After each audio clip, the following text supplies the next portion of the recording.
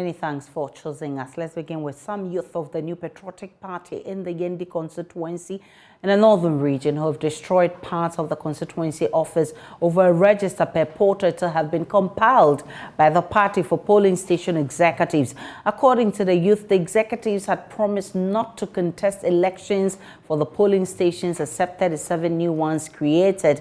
The youth claimed the executives had taken a decision because the work they put in winning the Yendi seat. But last month, there were agitations over that decision, forcing the party to open the elections for all, which was supposed to be held on a yet-to-be-named date. But last night, a register was shared on social media purported to be the new register. This angered the youth who vandalized property belonging to the Member of Parliament for the area and other party signboards in the town. Some of the youth spoke to the media.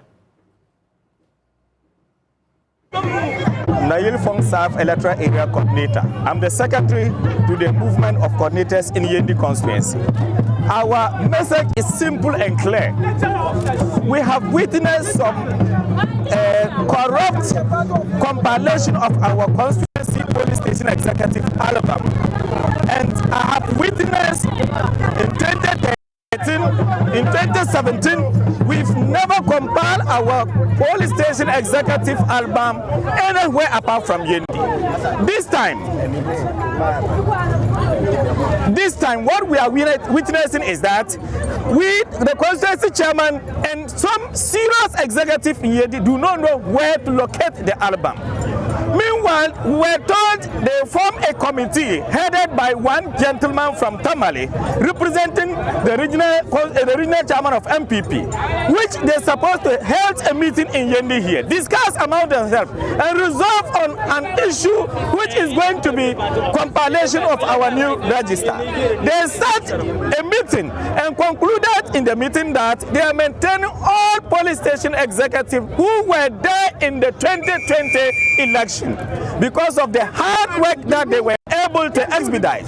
Today, we have witnessed some social media pictures and album indicating that there are some slight or heavy changes in this our old police station executive album, which we are here to register our displeasure to the constituency executive that we will not take it, we will fight it, we will do everything possible within our means to make sure that what we use to compile our police station register is what we are going to, but any fake register will not take it. No individual in Yendi or wherever is bigger than the people of Yendi. We are more united before some people join us. We want to see them running away and we'll still be united. Thank you very much. I'm Abukar Abdullah Fisheni, the electoral area coordinator for Yendi Senior High School electoral area. Yeah, we are here this morning to express our displeasure about what is going on in this constituency. Over the few days ago, we realized that there have been a register flying on social media purported to be coming from the MP and his caucus, telling us that this is the register they have built for the constituency. But prior to the building of the register, we were told on radio, and the constituency secretary met police station chairmen, secretaries and coordinators and informed them that no existing police station executive will be removed from the album. But today, the album that is in the social media circulating is reported to have removed about 165 existing police stations. What we realized in that register, in that so-called fake register, is that they have put family and friends, husband and wives, and people who are also there who do not vote in the various police stations that they put them as executives. But if you look at our law, it is stating that even before somebody, propose you to be a police station executive, the person must be a voter of that police station. But what are we seeing now? Somebody will be voting in Yendi Senior School and they make the person a police station officer actually here. This is uncalled for. We are going to resist it. But we have lost confidence in regional executives and we realize that they have been bought. And we in Yendi cannot be bought by anybody. We were here struggling for the party and they were nowhere. They were not even voting until they come to use their resources to take over the constitution. We are not going to allow this. We are truly party members. We have never shaken before and we will never shake. My name is Mohamed Sayubo. police station secretary of Swalihia Junior High School. In fact, what is happening in Yendi, the party executive should look at it in a very critical eyes, because we will not allow so-called the register that we have been seeing in this constituency. Why should we, our register, our own constituency register, is being compiled in Tamale? How can that be possible? It was agreed that all the polling is existing executive will not be removed. But what we can see in the album is totally different from the message that they gave us. And then look, Yendi people, when they love yourself, if you go over what they wish, you will hear what you do not expect. How could you pick someone and his wife, someone and his brother, someone and his sister, family and friends album? That is what the best criteria, and we will not accept it. Let's get on to Zoom and speak with Evans Nimakon. He's Director of Elections of the NPP. I'm grateful for your time this morning. Mr. Nimakon, what is this new register that the people in the Yendi constituency are talking about that has popped up on social media and which they say is angering them and has resulted in this? Well, thank you for having me. I think that party members in Yendi constituency should exercise patience and use party arrangement to seek for information. I'm aware that at the commencement of this whole exercise, petition was submitted to the national office for procurement of forms, and that was given. I'm aware the committee has been working, and this committee is composed mainly of constituency executive, constituency chairman, secretary, research and elections, electoral IT coordinator, council of elders and patrons. All these personalities are from the constituency. They are not from the national secretariat. It is only the regional rep who is from the regional executive committee. And so where it is based on allegation, it really baffles my mind. I expected that the leadership of this group will take steps to reach out to the national secretariat. They petitioned National Secretariat, they went to court, they were at court Friday in Tamale. So I'm surprised that today this is the action they will undertake. It is very unfortunate, and we will want the regional party to go into it and submit a report to the party leadership for an action to be taken. But last week you told us that all the pockets of violence that has been registered in the various constituencies are being addressed at the national headquarters. But it does seem that this confusion is not going away, at least for the time that this polling executives election is ongoing. Well, as I said, there's a committee that is taking care of all these petitions that have been submitted.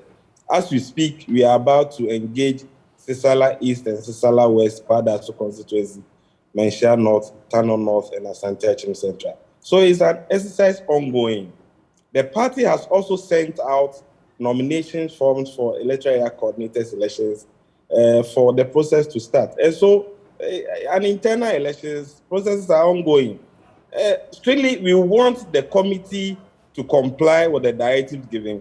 We also expect membership to show high level of discipline. I mean, some of the things that sometimes we see are alien to the new patriotic party. I'm urging members who feel aggrieved to submit petition, and they will be given hearing. We are seeing Yendi. It's unfortunate. I expected that the directive given that people should resort to internal arrangement would have followed. They didn't hit to that. They went to court. And so once we are at court, we are in the hands of the court. And if you are seeing this, you've gone to court Friday and Monday morning, you are undertaking this act, it's unfortunate. And party leadership will take action on these things. Exactly what action would you take on this? Our party constitution is clear that if you fail to comply with internal arrangement to seek review, decisions are there to be followed by the disciplinary committee, which will be submitted.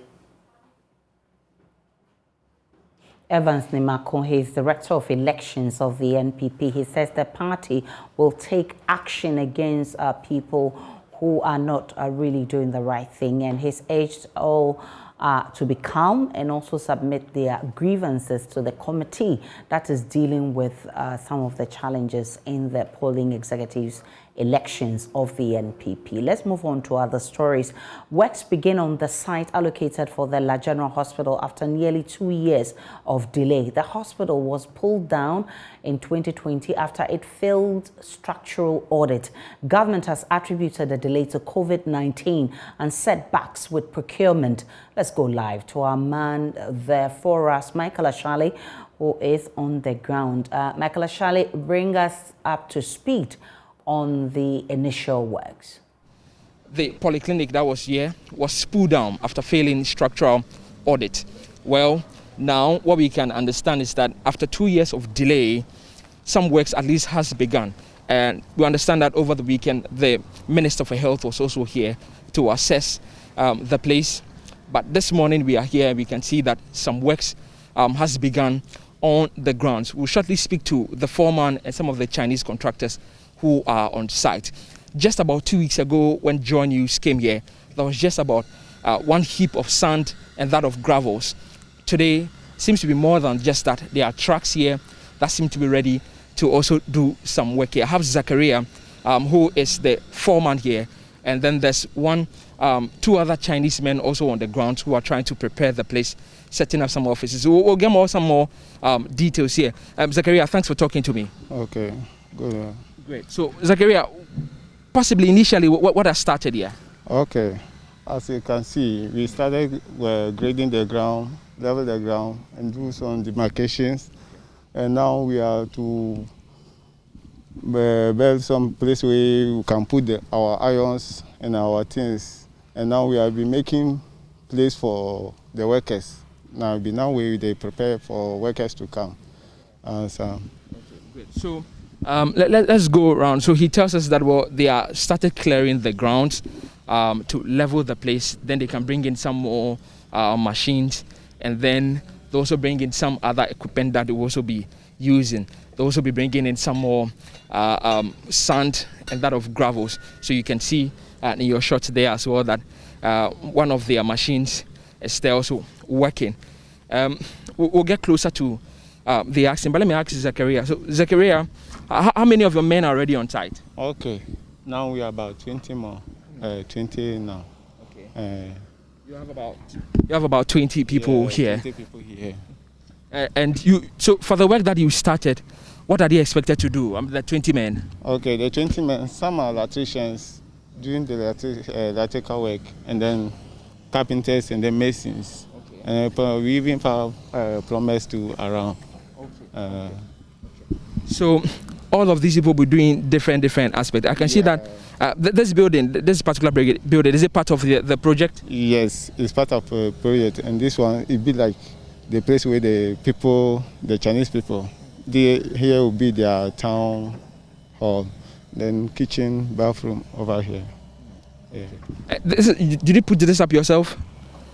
Yes. When did you do that? That's 2 months ago. Okay. Yeah. Okay. So what happened? 2 months ago you put this up, then where did you go to? What happened? There was nobody here last week when we came here? No, nobody. What happened? Where did you go to? Okay. We not go anywhere, but we have been doing the work for here. Okay. Yeah. Great. So talk to me about what was happening here. What exactly is your machine doing? Yeah. Now it's some of the foundation where it started. Okay. It started the foundation that. And so what exactly would have been here if the building was complete at this particular place? Okay, for here, actually, we have be like storing building will be here for now. So, six storing building for here. Okay. Then the other side too. I'll come so that you walk us through the different phases of the project and how, from the plan that at least as a foreman you've been privy to, how it's going to progress over the 24 to 30 months they are hoping to finish the project. So a bit of update. This is the site that is expected to house the new large general hospital, and you can see that initial works have begun on this particular site. Some few days ago, absolutely nothing here, just taken over by weeds. But the contractor is on site, and you can see their name, Poly Shanda. They are the contractors that have been given the contract to put up the large general hospital right here on this piece of land. The foreman just walked out to some of the updates that they have electricians, plumbers and carpenters on site to begin some initial work. You can see some heavy duty machines as well, trying to clear and level the ground so that proper works can begin. I'll soon get closer to one of the Chinese gentlemen who would also tell me some of the things that they're hoping to do. So, sir, so for the sake of language barrier, I wanted to ask him that, when did they come in? How much of their equipment do they already have in the country expected to begin proper work? If you ask him that for me, when should we expect proper work to begin? Okay. Shatta, you allow this work. How good, proper good work will you do? No, me no understand. Okay. Usually the problem. I don't understand what you are saying, but only thing is that there will be like some of the plans, unless we finish before they can even do the one he left. So for now, he knows all the demarcation way they will do after that, and then we'll come and then we start inside. Okay, great. So, Foreman, maybe you want to walk us through the plan, the progression of the building that is supposed to go on here. Month by month, what are you expecting to have done, until how long do you expect to finish? Okay, for the finishing, I only cut it short. We have, it's only 3 years contract. It'll be 3 years contract where we have to do here. I see, 3 years, so that will be around 36 months. Yes. Okay, yeah. So how do you mark yourself? How is it going to go? When should we expect the foundation should be done? And what floors are you expecting by which month to also do? Earlier you were telling me about it. Okay, at least by 3 months. By 3 months we can finish. Last I told you, I tell you. That was Papania Charlie speaking with contractors on site at where the La General Hospital project is ongoing right now. This is something we're keeping our eyes on.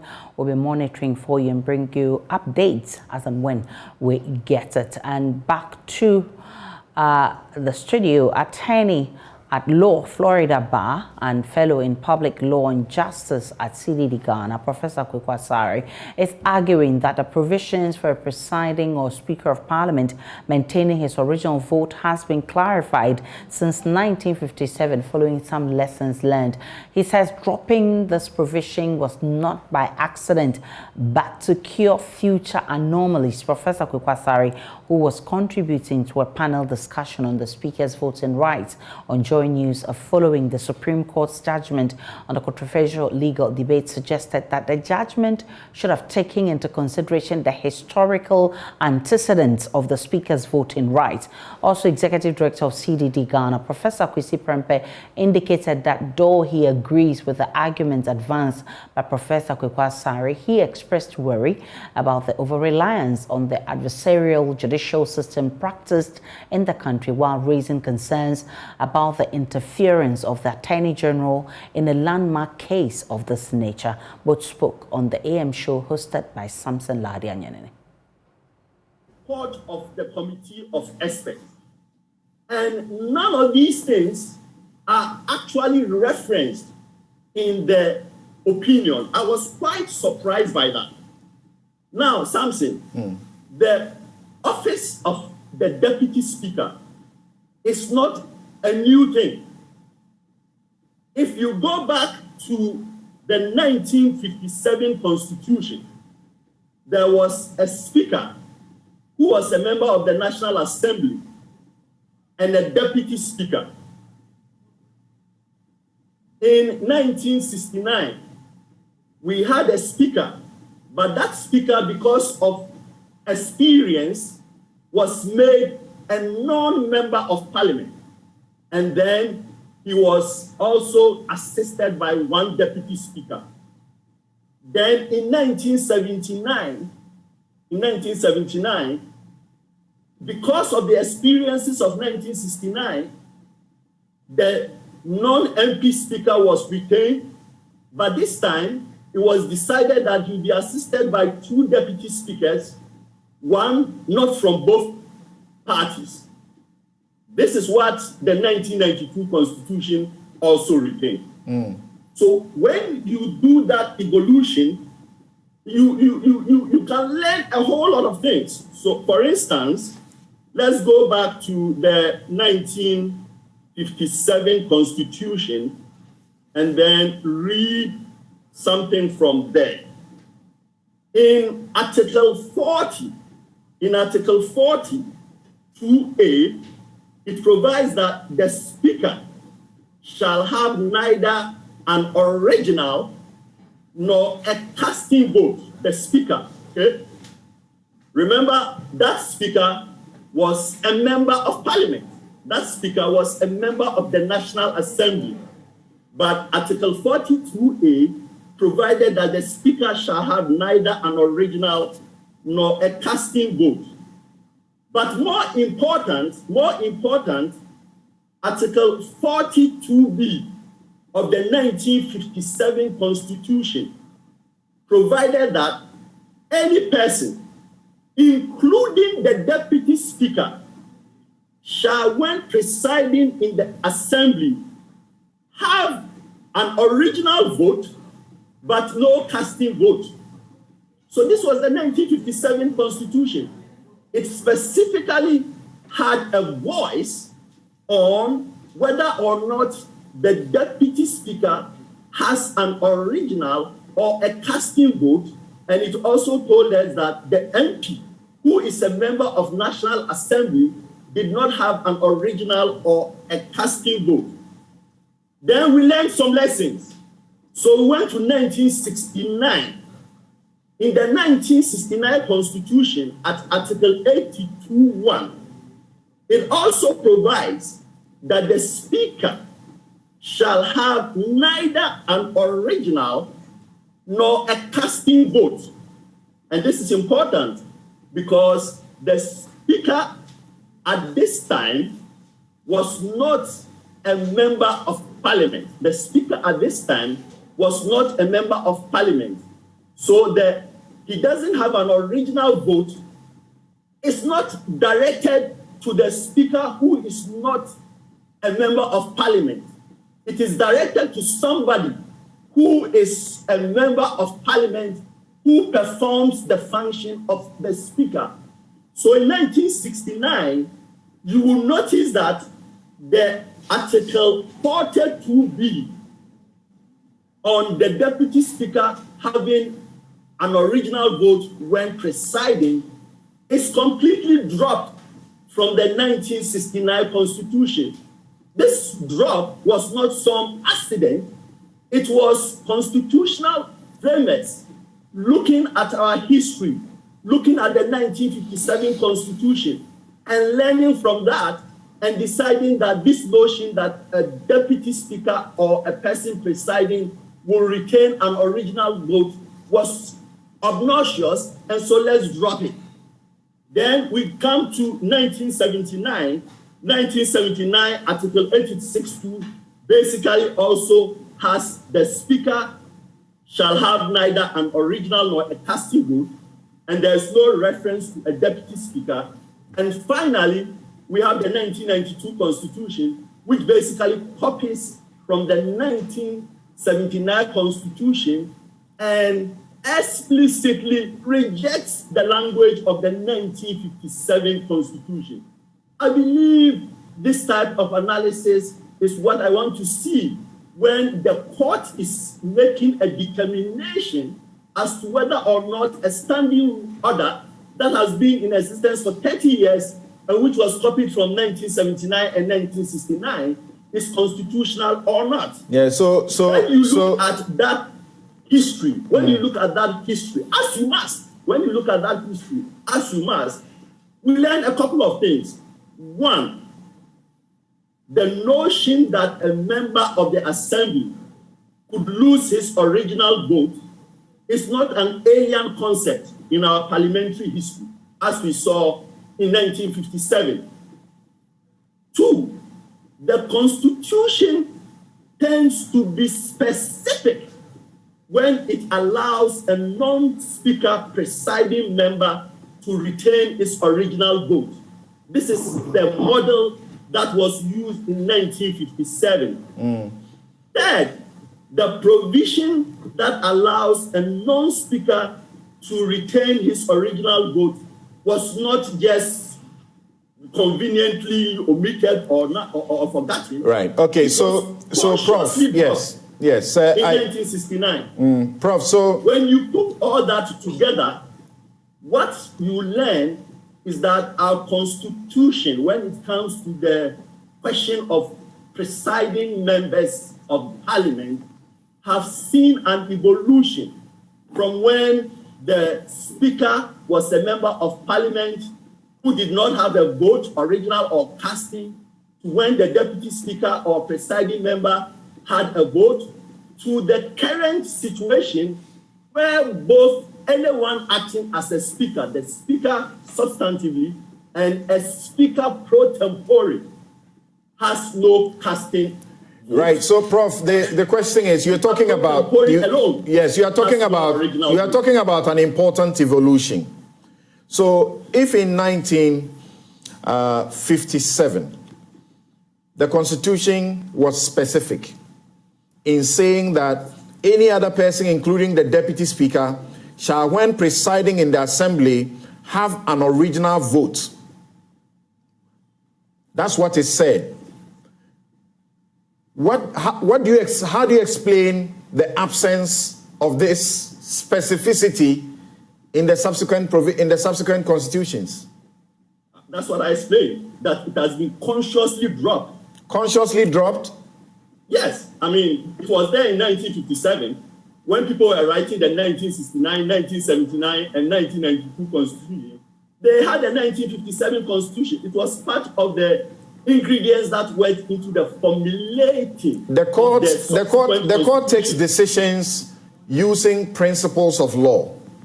And you clearly would have read the judge or the court say, make reference to the expressio juris exclusio ulterius rule, where the expression simply means is that the expression of one thing implies the exclusion of another.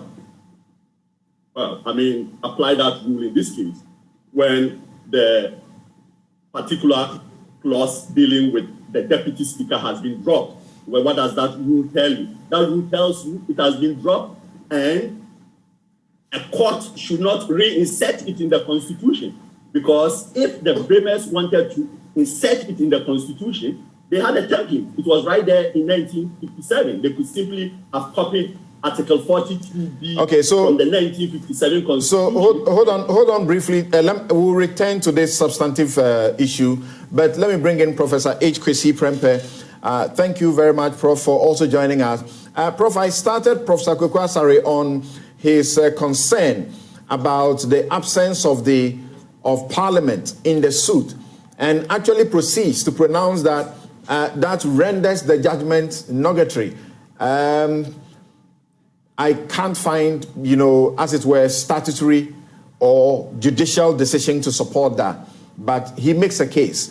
Now, you also express concern about that, and you say that as the matter involved or implicated directly certain rules of the House and ruling of the Speaker, I was expecting to see more than just the private plaintiff and the Attorney General as the parties represented in this case. Specifically, I had expected to see separate representations of the Speaker in this case. Anyway, we shall save that discussion for another day. the plaintiff takes a position that aligns with the position of the minority in Parliament. The Attorney General goes to do his job by virtue of Article 88 of the Constitution and canvasses the contrary position. What else do you expect Parliament to be doing in the case? Thank you, Samson, and thank you for setting up this discussion with my good pal, Pikworo. We are not usually in court on opposite sides. So it's good to be in this court of public opinion, representing different sides of the matter. But I think Kweku does in fact raise a germane point on the procedural issue about the parties in the matter. Thompson, you have to put this in the context of our adversarial system of justice. We operate an adversarial system of justice, which means that in a matter before a court, the court relies on the advocacy of the two sides to tease out the issues before the court so that the court would get a full measure of the issues, the arguments, and the like, right? And we try to make sure that the persons before the court are the right persons who will most zealously argue the point. So the private plaintiff here is just like you and I, just like you, me, Kweku, any other citizen of Ghana. It's an Article 2 plaintiff. They are a nominal plaintiff. It doesn't mean that they necessarily have a special interest in the matter or an interest in the matter that is larger than the interest of you, me, and Kweku. So they are a nominal plaintiff. The real party in interest, who is not before the court, is really someone with a more substantial interest in the outcome of the case, somebody who is probably the custodian of the rules of the House, which is the Speaker. That person's proceedings, right, the custodian of those rules, it is that person or that party whose rules, whose actions are actually implicitly before the House, before the court. I think that for the court to have the most zealous advocacy before it, for the purposes of our adversarial judicial system, you have to find that plaintiff or that party who is not before the court, but who is the real party in interest in this case. Away from the Supreme Court's judgment, a number of towns in the northern region are still in darkness because of the sit-down strike by NETCO workers. Last week, the workers laid down their tools to protest various attacks on them by some residents over erratic power supply. The Public Utility Regulatory Commission, PURC, has since been engaging NETCO workers' union on the development with the hope to find solutions. What's the status of engagements and why are the workers still on strike? Joining me live with more is Public Relations Officer of PURC, Simon Ali, with responses. Good morning. I'm grateful for your time, sir. How far were discussions as a regulator trying to find solutions to the problem at hand? Good morning to you and to your production team. On last week, Friday, Executive Secretary Dr. in Tamale, the regional capital, the northern region, to engage with management, staff, and the senior staff union of the Northern Electricity Distribution Company. They promised to call off a strike after the engagement. However, they were quick to also indicate that they were supposed to have gone back to meet their mother union, and then a final decision will be taken and communicated back to the Public Utilities Regulatory Commission. All right, and the Public Utilities Regulation has been handling this for long. Do you think that the pace at which you're resolving this is slow? No, the issue came to our notice not long ago, and the action has not been raised for a long time. But we were very quick in moving in to save the situation by engaging management But in the union and in this practice, on that very day, that was last week Friday, after our engagement, some facilities where power was restored on some facilities, including hospitals, schools, etc., etc.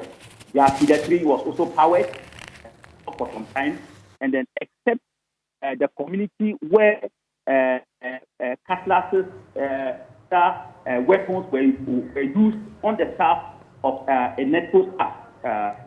That is what they had problems with, and they said that we're going to withhold powering that community for some time. But Tamale is generally for power in most of the areas have been restored. The artillery was restored, and I think that apart from some planned outages, for now I can tell you that most parts of Tamale have light. Let me bring in the Public Relations Officer of NETCO, who's also joined us, Maxwell Kotoka. I'm grateful that you joined. What's management doing about this? All right, so we lost Maxwell there. Let's get the Northern Regional Minister. All right, so Maxwell is back. Maxwell, I'm asking what management is doing about this.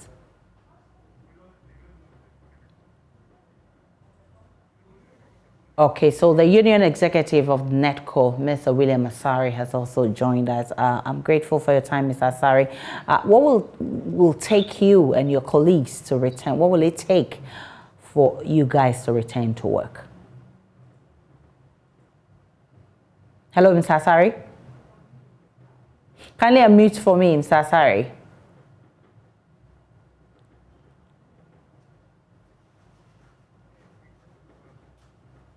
All right, so try and go back to Mr. Asari to tell us what they're looking for to go back to work. We'll be talking to the Northern Regional Minister as well on this matter.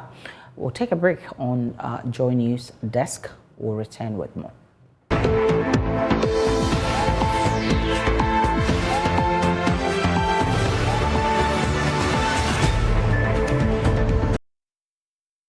Welcome back to JoyNews desk. Let's do more. When the Upper East Region town of Paga is mentioned, only one tourist site comes to mind, the Crocodile's Pond. But it will interest you to know that Paga also is home to the Pikworo slave camp, which is a very important historical landmark for the country, although little is known of it. Dating back to as early as 1704, the slave camp is known to be a place where slaves from northern Ghana and southern Burkina Faso were often kept for several days before they were carted to Salaga slave market in the Savannah region for sale and onward transit out of Africa. For our Ghana Man series, JoyNews' Upper East correspondent Albert Sori puts a spotlight on the Pikworo slave camp located in the Nanea suburb of Paga in the Kasina-Nankana West district. Pikworo is a small area of land in the Nanea suburb of Paga. The name Pikworo in the Kasam language simply means a lot of rocks. And it was so named, obviously, because of the rocky, hilly nature of the area. The history has it that in the early 18th century, this place was a thick forest and tampered with by humans, until one day a strange man showed up and mingled with the locals. He pretended to be offering help to people who wanted to travel abroad to work with white people. Pikworo was allocated to this man because he wanted a place to stay. It turned out he was a slave capturer. around 1704. A young man who was a black man came and settled here, and he was not willing to tell much about himself to the people who were living in the village as at that time. So the people gave him a name in Kasem, Bagao, meaning a bushman. And this man, according to the history, he could speak so many local languages. He was physically and spiritually strong, and he was having weapons which were given to him by the white people. So he came and started the whole business here in small scale, capturing young men and ladies, keeping them here. From here, he take them to Salaga Slave Market, where they were sold out to retailers, and from there they were marched through Asimanso, Asimfosu, down to the Cape Coast Castle, and they were being handed over to the white people. Joseph Kuguramo is a tour guide here at the Pikworo slave camp. He takes us on a tour of the camp. That's the Pikworo slave camp for you. We'll bring you the full version of the story at midday. Stay on the JoyNews channel. Let's go back to our earlier story of NEDCO staff on strike and part of the northern region being in darkness. We have the Northern Regional Minister Alhaji Al-Hassan Saibu joining us via Zoom. I'm grateful for your time, sir. Has this situation come to your notice? Very much for having me, and good morning to your listeners or viewers. Yeah, it has come to my notice, and they've currently I'm in a meeting with NEDCO to resolve this issue. And what measures are you taking to actually resolve the situation, sir? I said I'm in a meeting with them. We are having a lot of discussions on this issue, and I think that by close of day, we would have arrived at a very amicable solution for them to restore power to those affected areas. Are you able to share with us some of the issues coming up at the meeting? How can I share an inconclusive meeting with you? I think that it will be better for me to hold on until I finish with the discussions with them. Then I can share the resolutions with you. But have you laid your hands on exactly what is causing the situation? Then we can talk about the resolution. Oh yeah, the cause of this thing is power theft. Power theft is the bane of the issue, and that is what we are all looking for. Solutions that would give lasting solution to this problem, because this is not the first time this is happening. It has happened once, it has happened twice. It's one of the series that it has happened. That is why we are looking for a solution that would be long-lasting. And so you are confident that by close of day, the issue will be resolved? Very confident. Once we're in a meeting, something positive would come out of the meeting. I'm grateful for your time this morning. His Northern Regional Minister, Alhaji Al-Hassan Saibu. Let's take a break on JoyNews Desk. When we return, we'll bring you the very latest from the world of business.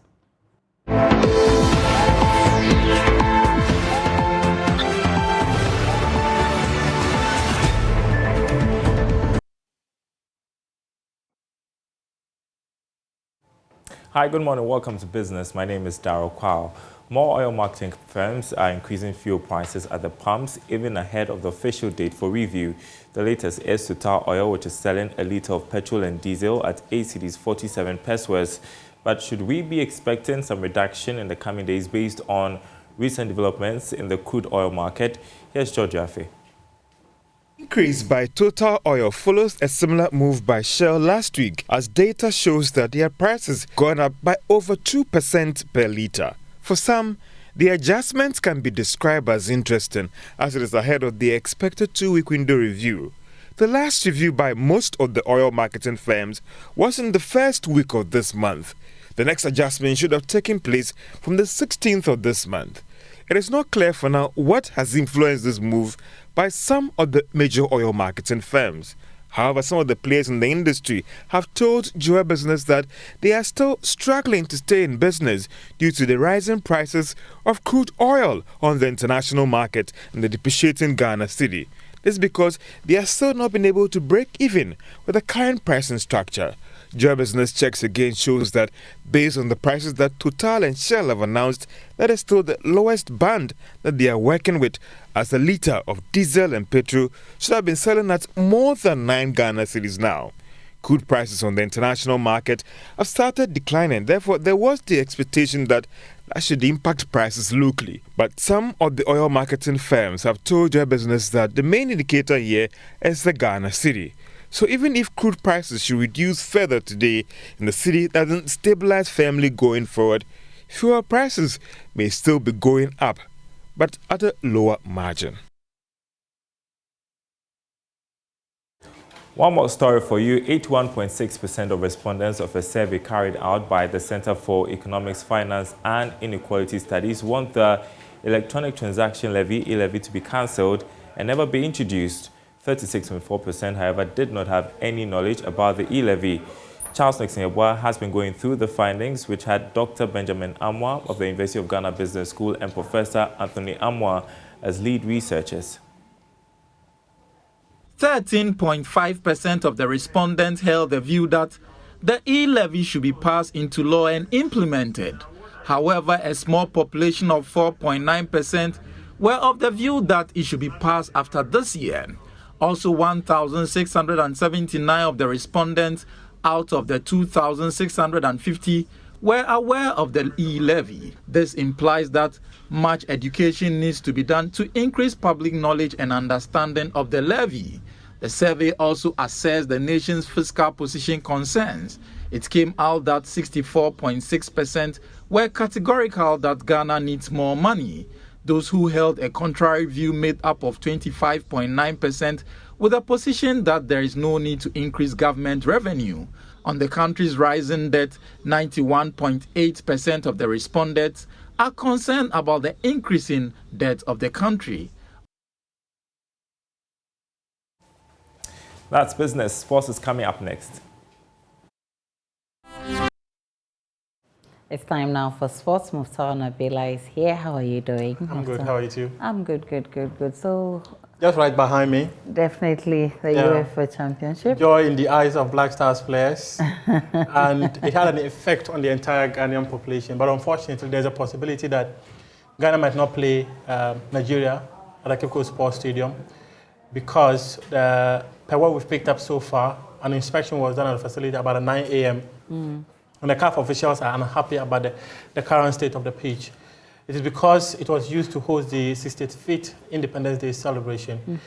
On January 25, the National Sports Authority wrote to the Ghana Football Association requesting that they change the venue of the match to either the Baba Yara Sports Stadium or the Accra Sports Stadium.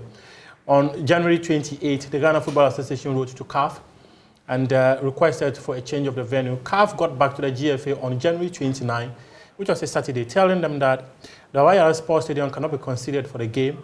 They also mentioned to them that the Accra Sports Stadium was already rejected, so they cannot use either of these facilities for the game. So the match will take place at the Pikworo Sports Stadium.